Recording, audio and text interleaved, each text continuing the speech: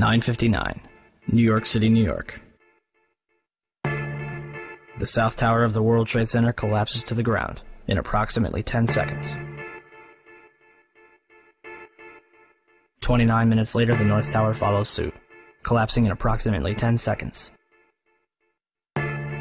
Later that evening at 5:20, World Trade Center 7, a 47-story office building 300 feet away from the North Tower, suddenly collapses. The building's tenants included the CIA, Department of Defense, IRS, Secret Service, and Rudy Giuliani's emergency bunker. And the SEC was using it to store 3,000 to 4,000 files related to numerous Wall Street investigations. Although every single building surrounding Building 7 stood intact, it fell straight down into a convenient little pile in 6 seconds. Official explanation? Falling debris from the Twin Towers created an internal fire, which ignited several fuel tanks inside the building.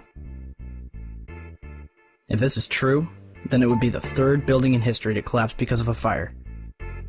The first two would be the Twin Towers. On July 28, 1945, a B-52 bomber lost in the fog crashed into the 79th floor of the Empire State Building. 14 people dead, $1 million in damage, but the building stands intact to this day. On February 14, 1975, a 3-alarm fire broke out between the 9th and 14th floors of the North Tower.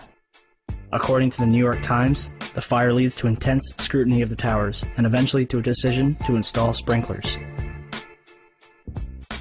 On May 4, 1988, a 62-story skyscraper in Los Angeles burned for 3 hours and spread over 4 floors.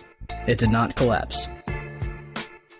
On February 23, 1991, a 38-story skyscraper in Philadelphia, built in 1973, burned for more than 19 hours and spread over 8 floors. It did not collapse. On October 17, 2004, a 56-story skyscraper in Venezuela, built in 1976, burned for over 17 hours and spread over 26 floors, eventually reaching the roof. Guess what? It did not collapse. On February 12, 2005, the Windsor Building in Madrid, a 32-story tower framed in steel-reinforced concrete, burned for almost 24 hours, completely eradicating the upper 10 stories of the building. Although the top 10 floors of the building fell, the building itself did not collapse. And yet, on September 11, 2001, two 110-story skyscrapers, completed in 1973, burned for 56 and 103 minutes, respectively, over 4 floors, before collapsing completely to the ground. One might argue that this was due to the construction of the World Trade Center. Let's look at what was inside those buildings. The Twin Towers were composed of 200,000 tons of steel, 425,000 cubic yards of concrete, 103 elevators, 43,600 windows, 60,000 tons of cooling equipment, and a 360-foot television antenna.